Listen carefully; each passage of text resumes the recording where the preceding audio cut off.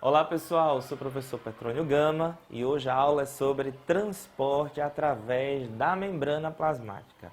Vamos estudar!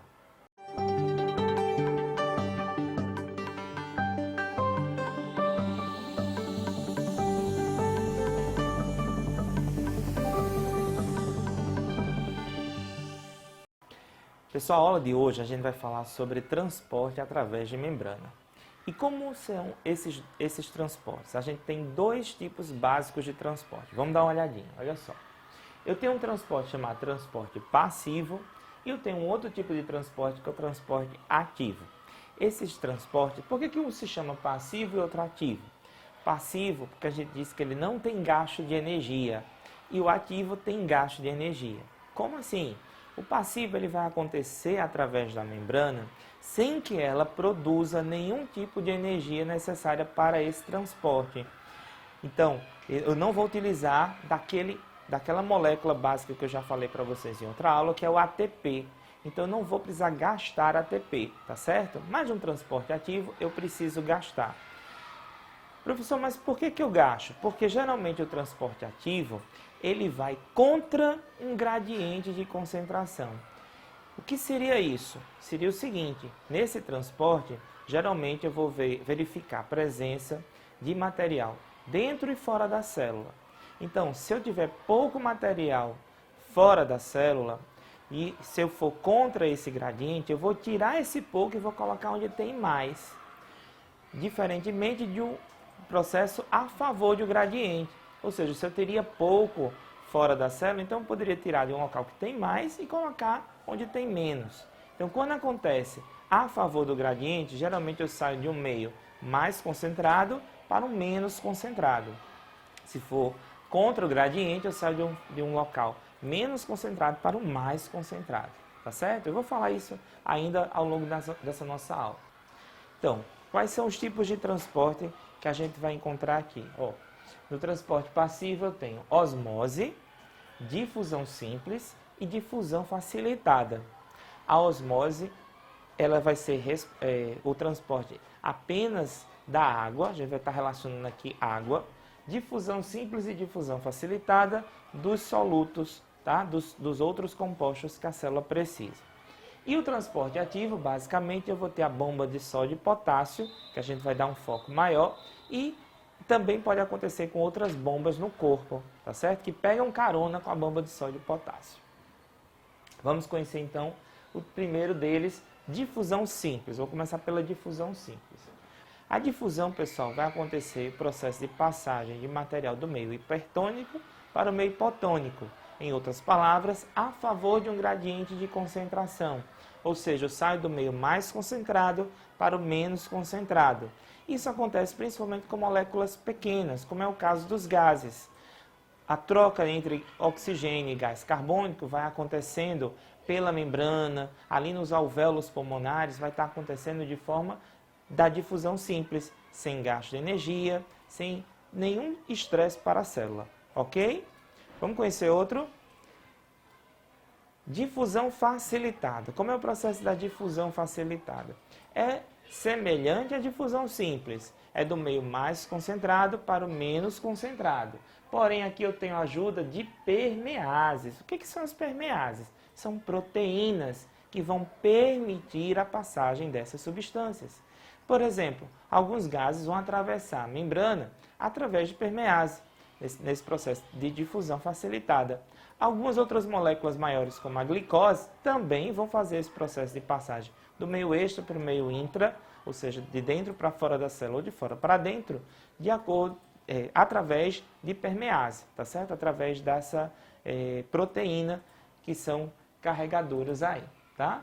Então, pessoal, a osmose é um processo de passagem de água, de solvente, só que ela vai acontecer do meio menos concentrado para o mais concentrado. Concentrado em quê? Concentrado em soluto. Porque a água, a tendência dela é querer fazer com que haja um processo de isotonia, de fazer com que as concentrações do soluto estejam equilibradas, tanto de um lado quanto do outro da célula, tá certo? Então a água, a tendência dela é passar através da membrana para poder tentar manter as concentrações equilibradas de soluto. Então, por exemplo, aqui, olha, o açúcar está em verdinho e a água está em azul. Então, eu tenho mais concentração de açúcar deste lado do que deste lado de cá. Qual será a tendência da água? Atravessar a membrana para que ela possa dissolver essas moléculas de açúcar e esse açúcar ser também repassado para o outro lado, ou seja, ela fazer uma tendência de equilibrar.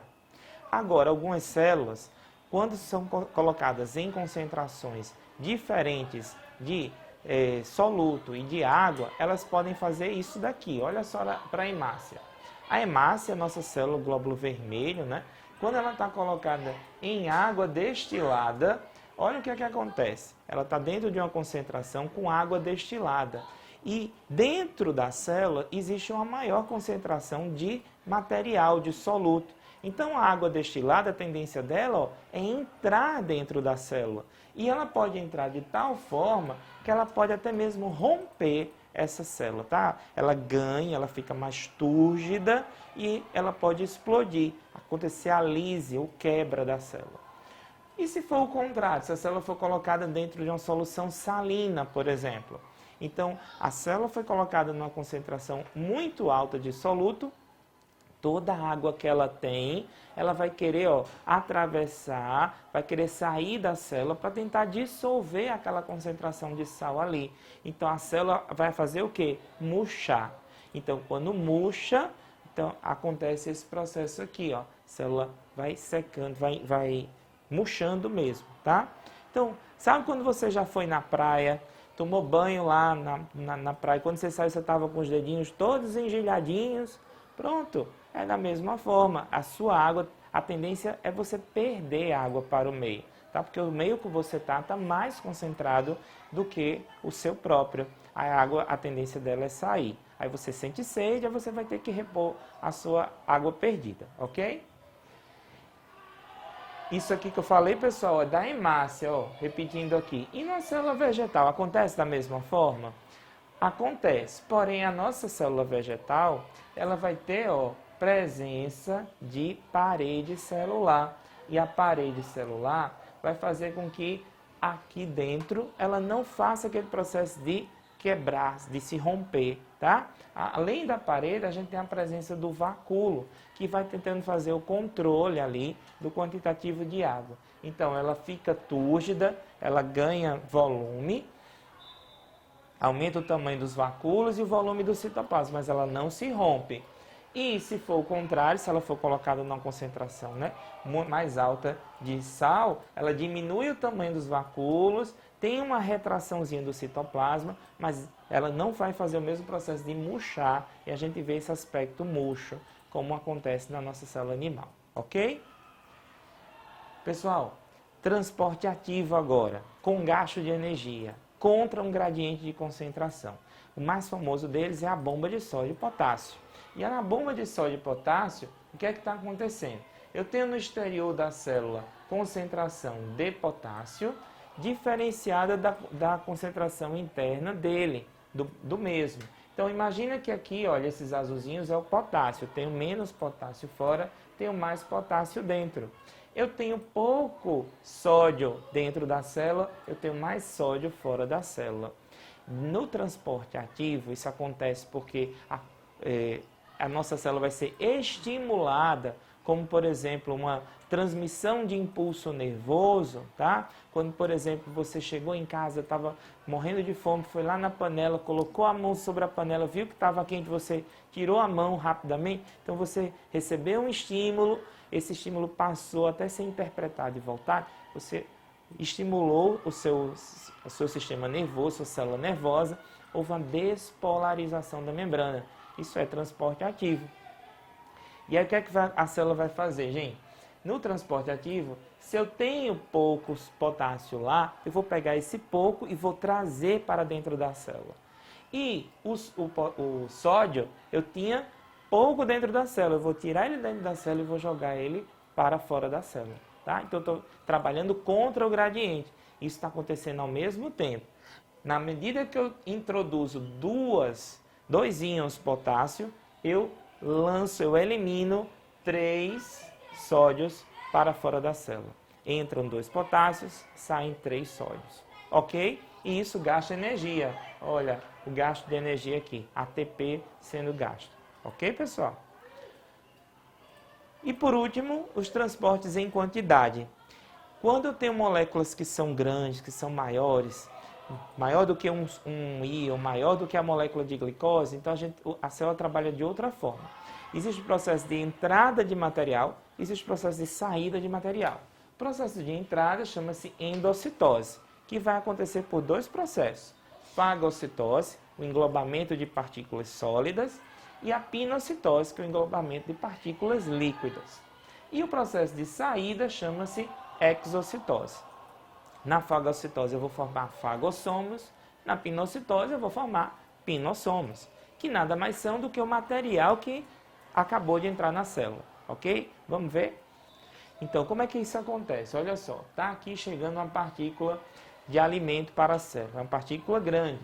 Olha o que a membrana faz, ela faz um processo de capturar esse material, engloba essa partícula agora é o fagossomo, aí eu venho com as minhas enzimas, a minha organela, o lisossomo, entra aqui dentro, quebra, destrói esse material e agora vira uma vesícula que vai ter que ser eliminada. Olha só o processo de endocitose e de exocitose. Esse material aqui, que não tem mais nenhuma funcionalidade, vai ter que ser enviado, mandado embora. Então foi e mandei embora, exocitose, ok? Endocitose, exocitose, tá certo? Para fechar, vamos ver se a gente entendeu tudo com um exercíciozinho. O esquema a seguir, esse daqui, representa um mecanismo de transporte através da membrana. A respeito dela, são feitas as seguintes afirmações. Tem como objetivo igualar as concentrações dentro e fora das células. Olha só, pessoal, olha para o esquema. Eu tenho pouco material fora, a setinha está dizendo que eles estão entrando na célula e estão vindo para cá, ó. E isso tem gasto de energia. Opa! Será que esse aqui tem o objetivo de igualar as concentrações dentro e fora? Não tem. 2. Serve para a passagem de moléculas pequenas e de íons. Sim, sódio e potássio são 2 moléculas pequenas e também são íons. Então, esse transporte está servindo para a passagem de moléculas pequenas e íons? Positivo, verdadeiro. 3. Depende da existência de proteínas transportadoras. Ó, pessoal, isso aqui é uma proteína, com certeza. Depende dessa presença de proteínas para poder fazer a passagem desse material. 4. Só ocorre em células nervosas? Não, não é só a célula nervosa. Eu dei um exemplo para vocês do impulso nervoso, mas isso não vai acontecer somente na célula nervosa. Pode acontecer também na célula muscular, ok? Então, aqui eu só tenho a 2 e a 3 como alternativas corretas. A alternativa correta, letra E.